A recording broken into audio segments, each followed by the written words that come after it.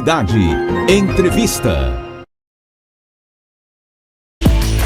No Cidade Entrevista de hoje nós vamos falar sobre feminicídios. Infelizmente, uma realidade que tem tomado a discussão no Brasil, já que os números têm aumentado de maneira alarmante. Estamos na véspera do Dia Internacional da Mulher e, sem dúvida, este é o grande assunto em debate em busca de mais segurança para as mulheres no Brasil. Sobre este assunto, a nossa convidada é Eva Gomes. Ela é professora da Uninasal Caruaru, mestre em Direito Constitucional. Professora, obrigado pela presença aqui conosco. Eu queria saber da senhora o que a gente pode falar de apresentação desse cenário, né? Por que o número de feminicídios tem crescido tanto? Qual é a avaliação do mundo jurídico dessa realidade que salta aos olhos e deixa todos tão preocupados? Bom dia. Bom dia a todas as pessoas que estão nos assistindo, nos escutando.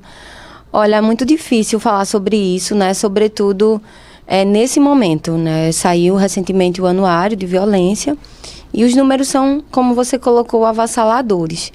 E não só o mundo jurídico faz essa análise, né, mas a sociologia, a antropologia e vários outros aspectos da ciência têm buscado compreender a gravidade desses números, né, a gravidade dos feminicídios e da violência de gênero de um modo geral. E aí o que a gente vê muito, né? Primeiro, uma educação construída numa base misógina e patriarcal, né? Então, a mulher, ela sempre foi um objeto. O homem tem a posse e isso faz com que essa violência, ela se acentue. A gente tem ouvido aí diversos casos em que o agressor é motivado pelo fim do relacionamento. E aquela frase que é infeliz, de que se você não fica comigo, você não pode ficar com ninguém. Essa me parece a principal causa, né, doutora? A maior parte surge, tanto de agressões quanto de feminicídio, a partir da não aceitação do fim de um relacionamento. Sim, e isso vem justamente desse sentimento, claro, tem a misoginia aí, mas vem muito desse sentimento de ser dono, né, do senso de dono. Olha, você é minha. Então, se você não fica comigo, não vai ficar com mais ninguém. Então, nesse sentido, fica muito claro que o homem, ele quer ter a posse, né? Que ele quer ter o controle. E uma vez que a mulher sai desse controle, uma vez que ela não quer mais atender a essas, aspas, expectativas, ele a mata. Doutora, esse é um tipo de violência muito complexo, porque é um tipo de violência que acontece dentro de casa. O que pode ser feito pelas autoridades? O que a gente tem percebido é uma total falta de controle ou de medidas capazes de reduzir esses números. Em Pernambuco, por exemplo, nós tivemos aí uma redução em uma série de índices de violência, mas neste caso específico, nós crescemos, né? O número de feminicídios tem crescido, inclusive acima do crescimento da média nacional. A média nacional cresceu cerca de 10%, nós crescemos 14%. O que está ao alcance das autoridades para tentar minimizar esse tipo de crime? Olha, sem dúvida, fazer com que um sistema funcione, né, a segurança pública trabalhar no sentido de que o sistema funcione é muito importante. Olha, esse anuário de violência, ele trouxe que foram mais de 100 mil medidas protetivas descumpridas. Então, perceba que a mulher, quando ela denuncia, ela se vale de todo um arcabouço de proteção que a rede de cuidados e proteção contra a violência oferta. E uma dessas é a medida protetiva. Então, uma vez que eu tenho um número tão elevado de descumprimento de medida protetiva, isso deixa a mulher muito mais vulnerável. Então, cuidar para que essas medidas não sejam descumpridas e, quando descumpridas, que o agressor seja punido, isso vai ajudar. Eu lembro que havia um dispositivo, inclusive em número suficiente, já adquirido, né, que poderia sinalizar às autoridades quando uma medida protetiva fosse descumprida. Porque o que é a medida protetiva? É a decisão judicial de afastamento daquele potencial agressor, ou até já um agressor, né, para que ele possa ficar distante fisicamente da vítima para evitar que essa agressão volte a acontecer e que redunde até mesmo no feminicídio. Por que isso não acontece, doutora? Por que não é possível garantir que essas medidas sejam efetivas? Olha, claro que são muitos aspectos, né? Aqui a gente vai fazer um apanhado um pouco mais geral. Mas esses equipamentos de monitoramento, primeiro, a gente não tem o suficiente para todas as mulheres que sofrem violência. Esse é um ponto. O segundo ponto é que muitas vezes o agressor ele descumpre a medida e ele já se evade de forma imediata. Então, mesmo que a mulher use o sistema de monitoramento e comunique, nem sempre as autoridades conseguem dar conta, porque também o número é muito grande. Eu tinha lido a informação de que nós tínhamos aqui o número compatível à quantidade de medidas protetivas, pelo menos no estado, mas que nem todos estavam em uso. Não faz sentido na minha cabeça que esses equipamentos estejam parados, guardados em algum lugar. Sim. Infelizmente, tem todo um contexto organizacional, né, para que isso se faça cumprir. A gente compreende o esforço das autoridades, a gente compreende o esforço da rede de proteção contra a violência, mas a gente sabe que ainda precisa de um esforço um pouco maior, sobretudo quando os números batem à nossa porta dessa maneira.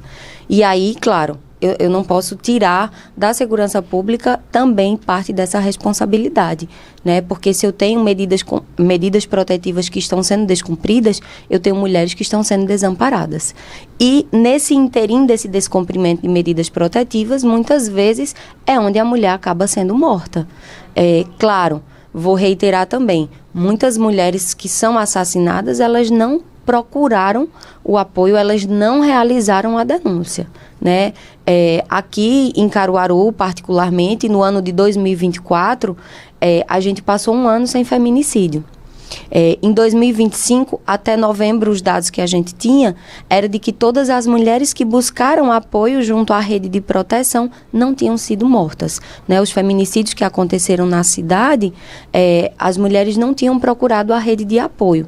E isso traz para a gente um outro ponto, o quanto a denúncia ela é importante, né? Então, tem um número grande de mulheres que deixam de denunciar e acabam sendo vítimas, porque fica sempre naquela, ele não vai fazer de novo, foi pontual, ele tinha bebido e N outras justificativas. Então, muitas mulheres acabam não procurando o serviço, né? Não realizam a denúncia.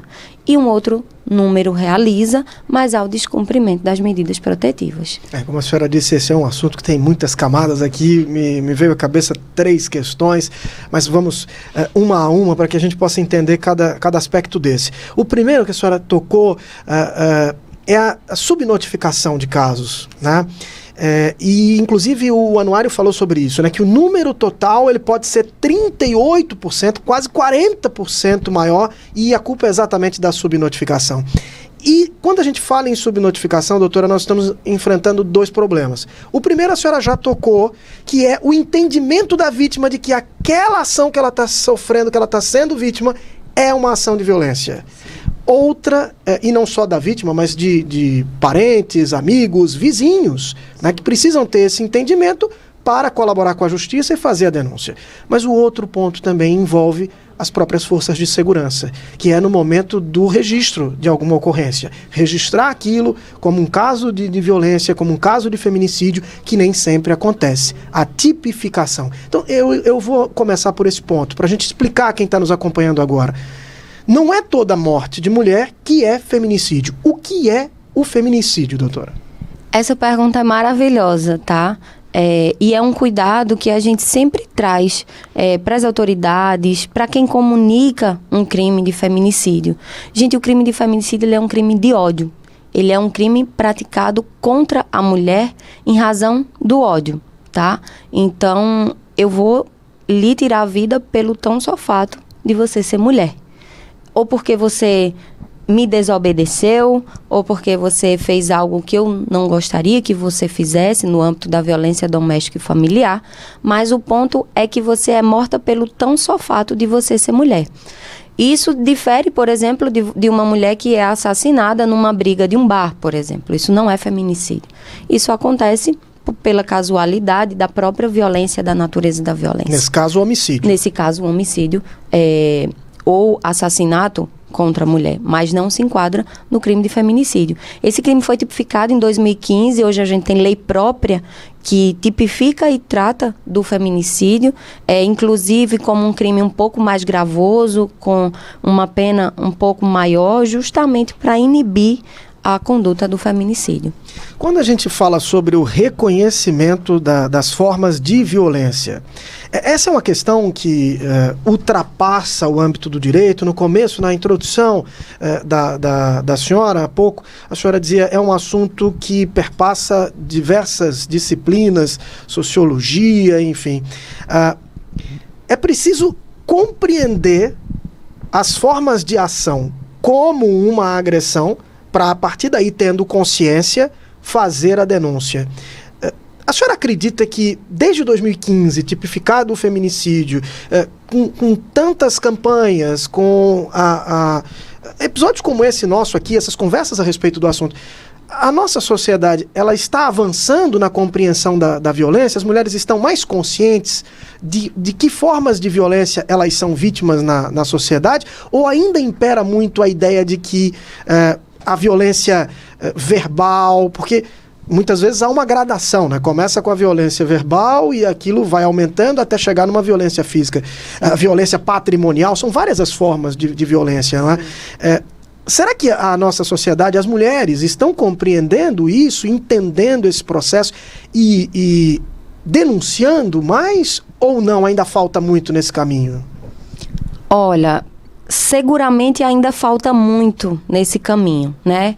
Mas espaços de fala como esse, diálogos como esse, espaços de acolhimento como os que a gente tem hoje no CRM de Caruaru, na Uninasal Caruaru, como a gente tem no ambiente de todo o estado de Pernambuco, eles auxiliam muito esse tipo de debate e traz esse assunto à tona de uma forma a mostrar à mulher o que é violência, né?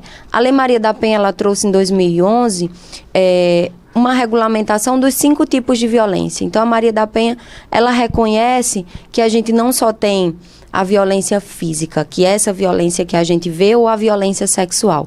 Ela aponta, como você falou, a violência psicológica, a violência moral e a violência patrimonial. E muitas mulheres não sabiam que isso não se reconheciam como vítimas de violência. Porque é como as questões relacionadas ao racismo, por exemplo. É preciso compreender que aquela prática é uma prática de racismo para que então você identifique, olha, estou sendo vítima, eu preciso denunciar. Se você não compreende aquilo como violência, você sofre e não denuncia, continua ali naquele círculo, e isso pode evoluir para a violência física e até para o feminicídio. E vou ser muito honesta, assim, da análise de casos, né, que a gente tem feito, via de regra, a violência não começa na violência física. Ela começa na violência psicológica, na sua maioria. Então, você não usa essa roupa porque você fica horrível, e isso como uma forma de inibir que a mulher se vista como ela gostaria, ninguém vai lhe amar como eu amo, se você me deixar, você nunca vai encontrar um lugar como esse, um lar como esse, você vai destruir a sua família. Exposições públicas, né, para evitar, a mulher passa a evitar o convívio social com outras pessoas, com receio de que aquele companheiro venha expô-la publicamente, algum tipo de episódio que gere constrangimento, e ela passa a não ter convívio com amizades, enfim, são situações de controle, não é? De controle, e há também um afastamento de todos os espaços e pessoas onde a mulher se sente segura. Então, falando sobre isso agora, né, mais recente, o STF decidiu que a mulher que sofre violência, que está em medida protetiva, ela pode receber, continuar recebendo seu salário. Se ela tiver carteira assinada, vai ter salvaguardado aí o seu emprego.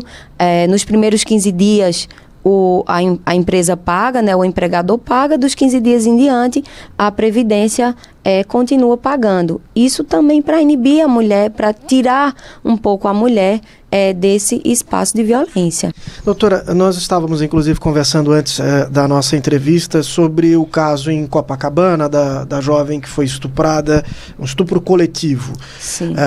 estamos aqui com o assunto central de feminicídio, mas as formas de violência contra a mulher são várias, falamos aqui sobre alguns casos, e o caso da relação sexual não consentida, do estupro, né, inclusive da violação de vulnerável, né, é algo que também tem chamado muita atenção.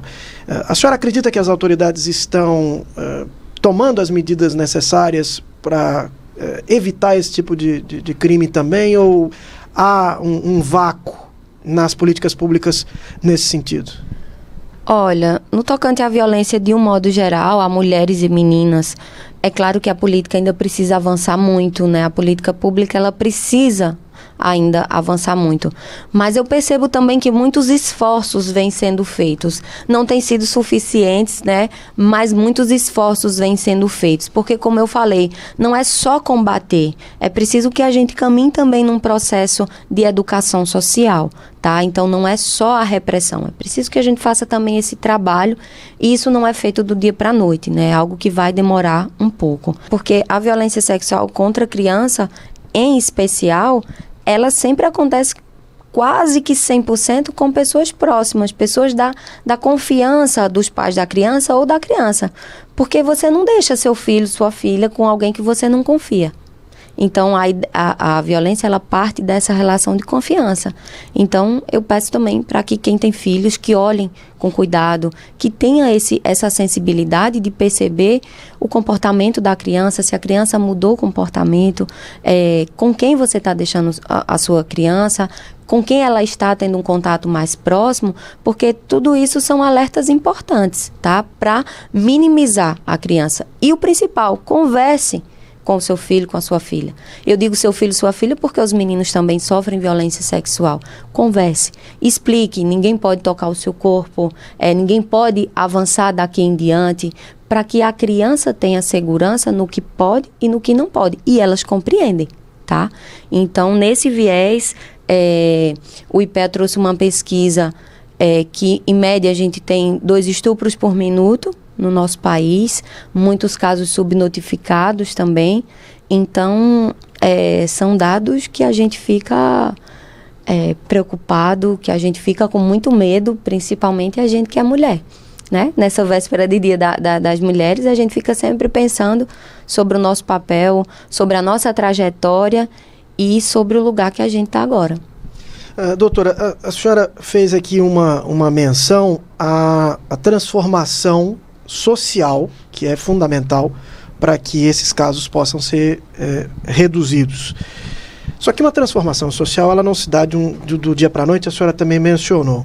Nós estamos falando do patriarcado, nós estamos falando de misoginia, nós estamos, na verdade, falando sobre a base sobre a qual foi construída a sociedade brasileira, e isso não é algo de uma década, nós estamos falando de centenas de anos. Quanto tempo? A senhora estima algum tempo necessário para que a gente possa ter uma mudança geracional? Será que a próxima geração, não sei, falando aí em 20 anos ou 40 anos, é possível estimar um tempo para dizer, olha, acredito que nesse prazo a gente vai começar a ver isso aqui desconstruído na nossa sociedade? Olha, eu queria ser mais otimista, mas eu não consigo ser tão otimista assim. Não acho que em 10, 20, 30 anos a gente vai conseguir alcançar esse patamar.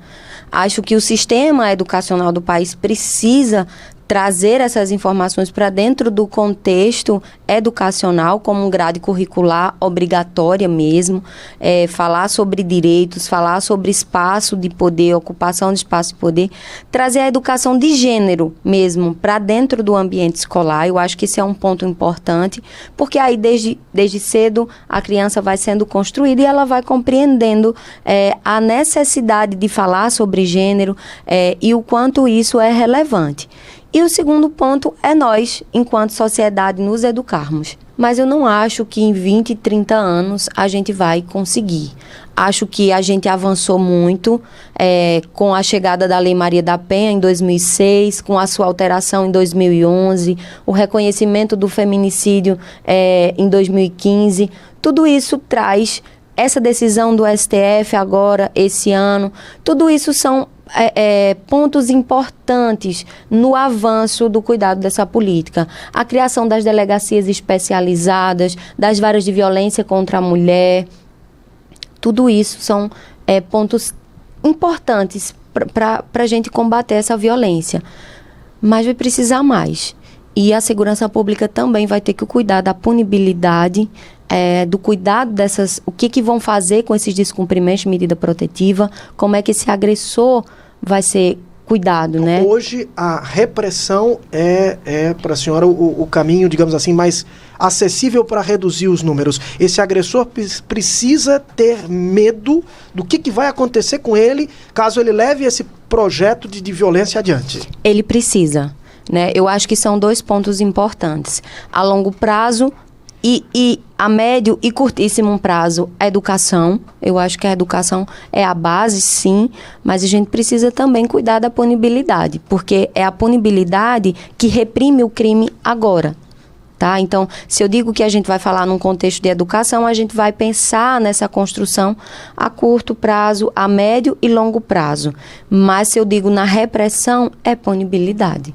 Eva Gomes conversou conosco, professora da Uninasal Caruaru, mestre em Direito Constitucional. Falamos aqui sobre feminicídios e formas de violência contra a mulher nesta véspera do Dia da Mulher, amanhã, 8 de março, Dia Internacional da Mulher. Professora, receba aqui nosso abraço, cumprimento pelo Dia Internacional das Mulheres.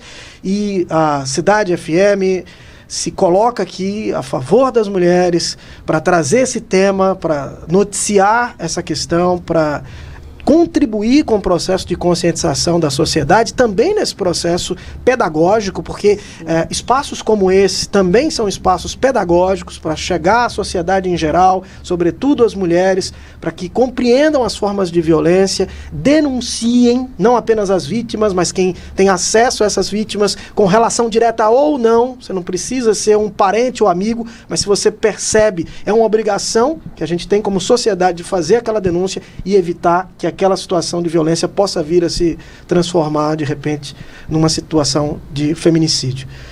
Muito obrigado pela presença e até uma próxima oportunidade. Muito obrigada, eu agradeço muito, sobretudo o espaço de fala, que é sempre muito precioso, né, dialogar sobre esse assunto. Não gostaria de estar precisando falar sobre violência doméstica, violência contra a mulher, mas eu compreendo da necessidade, da urgência de falar sobre isso e reitero a importância, sim, de espaços como esse, de diálogos, de conversa, de informação. E aí vou trazer um apelo a quem está nos escutando, nos assistindo. Se você conhece, sabe, alguém que está sofrendo violência, denuncie. Disque 190, a sua identidade vai ser preservada. E se você é mulher também, está sofrendo violência, procure o Centro de Referência da Mulher aqui de Caruaru, da sua cidade, da sua região. Procure a delegacia mais próxima, mas não fique calada, tá? Tem toda uma rede de proteção pronta para lhe acolher, para lhe cuidar. E certamente isso vai preservar a sua vida. Então, muito obrigada. Desejo a todas as mulheres um dia feliz, mas, sobretudo, um espaço seguro, né? Já lutamos para ter tantos direitos e agora lutamos para ter a nossa própria vida. Então, muito obrigada por esse espaço e pelas contribuições que vocês sempre estão abertos a dar. Obrigado, professora. A gente espera que, numa outra oportunidade, possamos voltar a conversar e discutir como que políticas públicas tenham conseguido, né, diminuir esses números. Voltar aqui e falar sobre iniciativas que, de fato, tenham conseguido baixar os números que, infelizmente, são alarmantes neste momento. Muito obrigado. Certamente vai ser um dia feliz. Vai ser um dia feliz. Muito bem, a gente faz uma pausa e volta já aqui no Manhã Cidade.